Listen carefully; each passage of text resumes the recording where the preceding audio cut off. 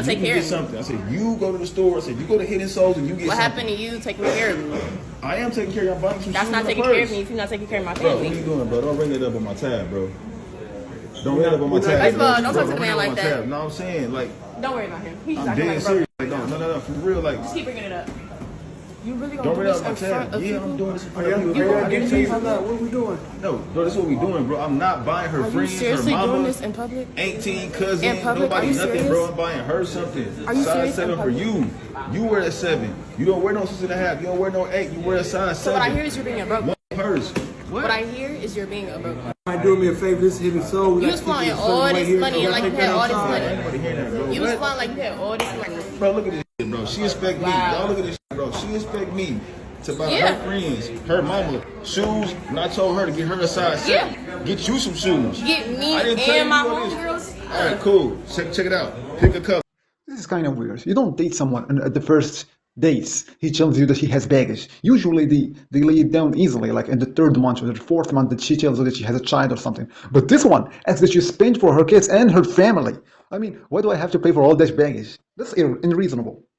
Red flag behavior if a guy is fixated on body count. A woman's past history actually has nothing to do with loyalty, commitment, trust. The guy is hardcore fixated on body count. That typically indicates there's insecurity, wanting to be in control, and outdated beliefs. And none of that actually contributes or makes for a healthy long-term relationship. Whereas confident and emotionally mature men care about who you are now and not what was going on in your past. I'm just here to say that it is okay for a guy to care about this. And while I don't really know exactly what she means by hardcore fixated, I do think it's okay for a man to stop the progression of a relationship if he finds out this woman is not holding herself to the same standards that he holds himself to. But I think in general that people that have this standard are pretty reasonable. They just don't want to be somebody that like has under 10 partners and they find out that the person that they're interested in with has like 100. Like, I think that we need to agree that that's reasonable. I think that's even reasonable if it was somebody that had over 30. The person that has under 10 might not be okay with somebody that has over 30. That is okay. This is a funny one.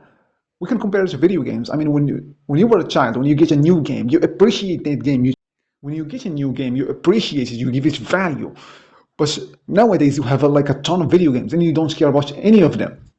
Men need to ask about body counts because, let's face it, if you date a lot of men and you don't care about any of them, what chances do I get you that you care about me? It's just like, it's basic math. If you don't care about them, you won't care about me. I'm just a static. So you were against feminism even going into college?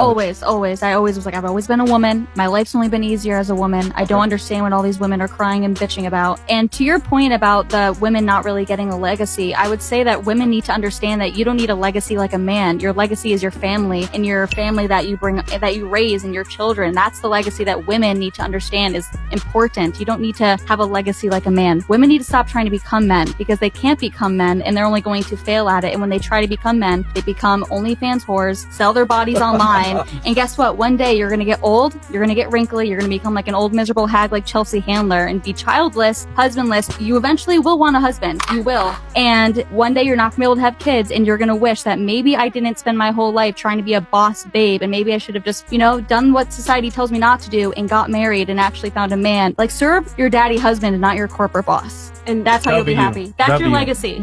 I'm sorry. Can I say one thing? I agree.